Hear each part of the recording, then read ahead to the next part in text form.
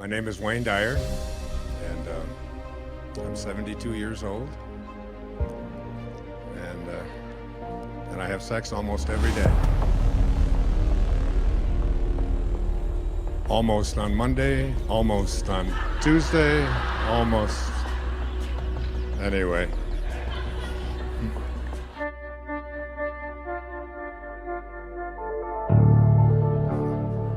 That was Jack LaLanne's opening for 20 years until he was 94 years old. So I borrowed it from him. My mother passed away 2 days ago. And I didn't, she was 96 years old and in a coma the last few days of her life. But it's an interesting passage. I thought it would be, I remember my introduction to a different kind of psychology was brought to me by a man named Abraham Maslow back in 1962.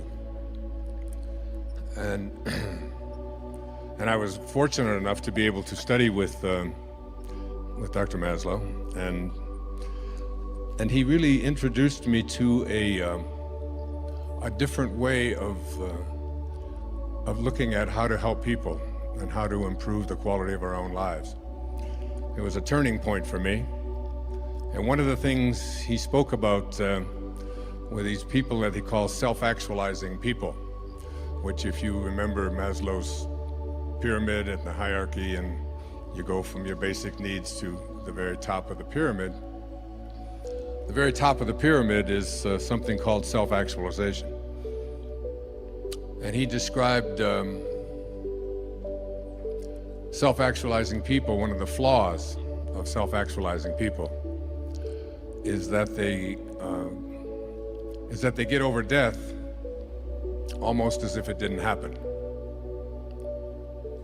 They have an awareness within them that nothing dies, that everything that materializes, of course, changes form. But there is something. My teacher in India, his name was Swami Muktananda.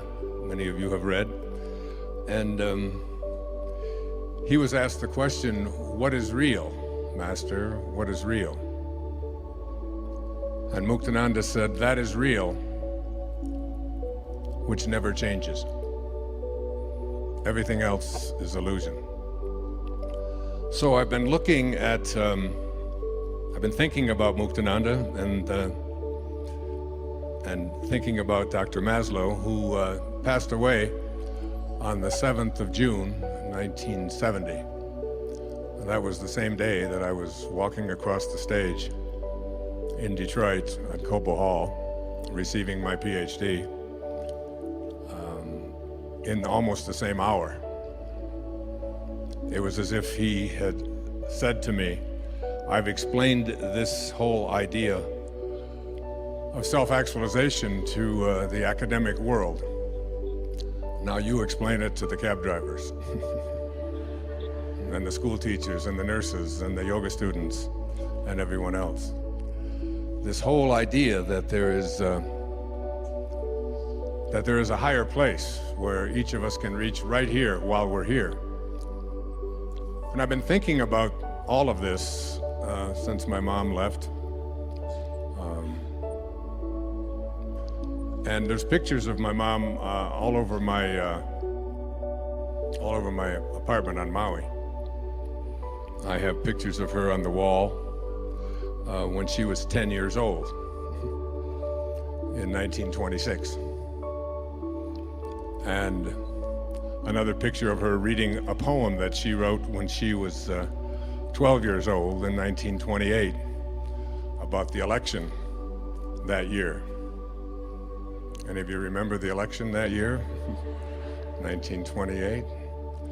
Smith or Hoover? Who will it be? Both are running for the presidency. Smith is the thin one, Hoover's the fat. My, such an uproar. Where are we at? That was my mom at 12. And I have pictures of my mother at 30. And I have a picture of her sitting on my lap on her 75th birthday. And I look at that pictures and I say, which one of them is my mother? Was she that 10-year-old? According to Muktananda, that is real, which never changes. And all of us are here in bodies that we believe is who we are. We're totally convinced of it. I was in a 21-year-old body, and I can't find any part of it anywhere on the planet. But while I was in it, I was absolutely convinced that this is who I am. And then I moved into another body, and another body, and another body. And the same is true for each and every one of us here, that there is some part of us that is infinite, that is the soul, that is the spirit. It makes no difference what you call it. Many of you know that I wrote a book about 7 years ago after living the Tao Te Ching for a full year. It's called Change Your Thoughts, Change Your Life. And I took each of the 81 verses of the Tao Te Ching, and I took a full year. I began on January the 1st, 2005, and I read verse 1. And I would take 4.5 days, 4 days to contemplate it, think about it, meditate on it, try to understand it. And then in the half day that I had, I would look at a painting of Lao Tzu from 2,500 years ago. And someone had channeled this painting and sent it to me from my radio show. And I don't do any writing now without him looking at it. And I just sort of gaze at this drawing that this person imagined Lao Tzu to be. And it speaks to me. And I would write an essay. The Tao Te Ching, some call it the wisest book ever written. Someone once sent me a copy of a book called Jesus and Lao Tzu. And on the left-hand side of the page were all the sayings of Lao Tzu. And on the right-hand side of the page were all the sayings of Jesus that mirrored what Lao Tzu had said 500 years before his birth. Now, I'm not saying Jesus was plagiarizing, but I am saying there are eternal truths. And these eternal truths come to me directly out of the Tao. And I did this for each of the 81 verses of the Tao. And the opening line of the Tao Te Ching says, "The Tao that can be named is not the Tao." As soon as you try to define this invisibleness that is within each and every one of us, that keeps occupying these new bodies all the time, while the body continues to change, who we are is infinite. So I wrote a few words out about what I think of as the soul. Let me just share them with you. The ideal of the soul, this part of you that is never changing, this part of you that is infinite. And that word infinite is a very important word to think about, because it's the opposite of finite. Finite means something begins and ends. If it didn't end any place or didn't begin any place, we wouldn't be able to call it finite. We would say it is always continuing.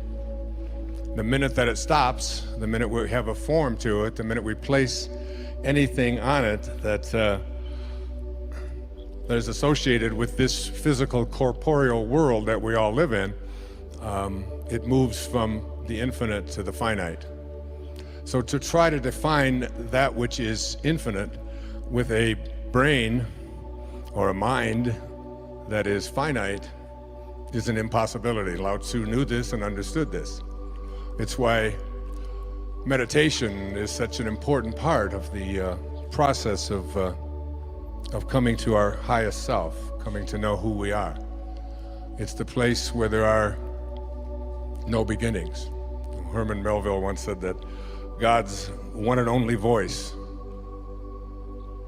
is silence. Is silence. It's the one place where there's nothing finite there.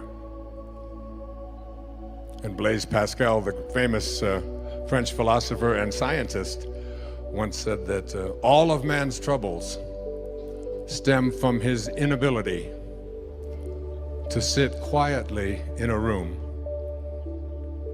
alone. And most of us just aren't comfortable with this because we have come to believe and trust in the evidence for who we are is on the basis of that which we can touch and see and feel and smell, what our five senses tell us.